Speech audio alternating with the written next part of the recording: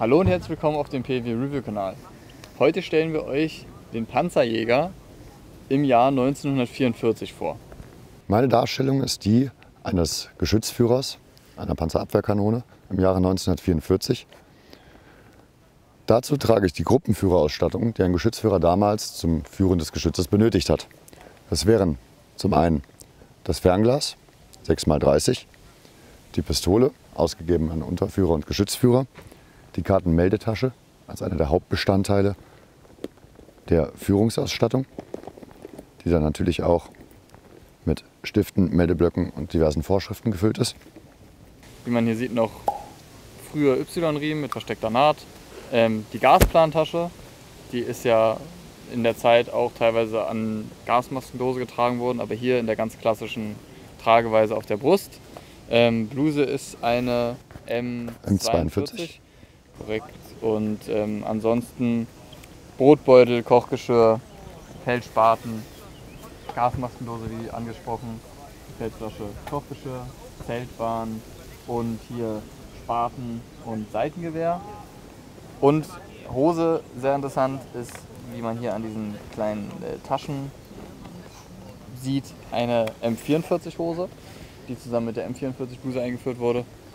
Und unten eben an den Füßen Schnürschuhe mit Gamaschen. Als Bewaffnung ganz normal K98 und dazu genietete K98 Patronentaschen. Und wie man hier sieht, schon ein abgetarntes bzw. lackiertes Koppelschloss. Ich habe ja jetzt hier das früher sozusagen unlackiert. Und später Einheitskragenspiegel. Auf dem Kopf normalerweise natürlich der Stahlhelm, jetzt die Feldmütze 43 mit entsprechender Effektierung. Das Abzeichen ist ja für die Windhund-Division. Ganz genau. Genau. Gefreiter und Offiziersanwärter. Genau. Die Aufstickung der Einheit auf der Schulterklappe ist eigentlich vor dem Krieg schon nicht mehr geläufig gewesen. Man hat das früh weggelassen, auch unter anderem, um die Einheiten zu verschleiern, welche an der Front eingesetzt sind, damit der Gegner nicht unbedingt alle Informationen über die ihm gegenüberliegenden Stärken erhält. In vielen Einheiten ist es trotz dieser Verordnung gemacht worden, dass die Truppe sich selbst die Schulterklappe bestickt hat. Dafür gab es zahlreiche Belege und das ist auch toleriert worden, da es in gewisser Weise das Einheitsgefüge und den Stolz eines Verbandes zusammengeschweißt hat. Man hat sich damit identifizieren können. Ja. Und Waffenfarbe ist entsprechend rosa wie bei der Panzerwaffe. Gibt es denn sonst noch spezielle, sage ich mal, Ausrüstungsgegenstände oder was an der Mannausstattung, was sich groß von der regulären Infanterie unterscheidet, wo du jetzt sagst, das ist so das, was noch ganz besonders ist? Im Grunde genommen unterscheidet sich von der Feldausrüstung und der Ausstattung des einzelnen Soldaten nichts von der regulären Infanterie. Mit dem Unterschied, dass die Panzerjägertruppe nicht als am vordersten an der Front eingesetzter Verband die neueste Ausrüstung bekommen hat, wie es zum Beispiel die Grenadiertruppe bekommen hat, die ja dann auch deckend mit den neueren Waffensystemen ausgestattet war. Die Panzerjägertruppe war als Kampfunterstützer oft auch mit veraltetem Gerät ausgestattet. Man sieht dabei zum Beispiel viele Belege mit erbeuteten österreichischen oder veralteten deutschen Gewehren, zum Beispiel dem Gewehr 98, die dann auch im Zweiten Weltkrieg noch weiter verwendet wurden. Interessant. Ist natürlich logisch, dass die, sage ich mal, die Camping-Einheit vorne jetzt die guten Sachen bekommt, ne? Genau. Ja. Der Auftrag der Panzerjägertruppe ist es ja auch nicht, den Infanteriekampf zu führen.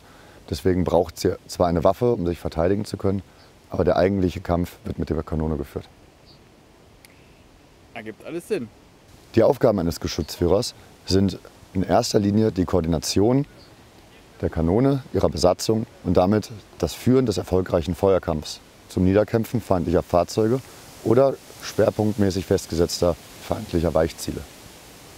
Damit also das Zuweisen von neuen Stellungen, das Befehlen des Ausweichens, das Geben der Feuerkommandos, aber auch die Wahl der richtigen Stellung, der Tarnung, der Anpassung ans Gelände, der Wahl des richtigen Zieles in der richtigen Situation.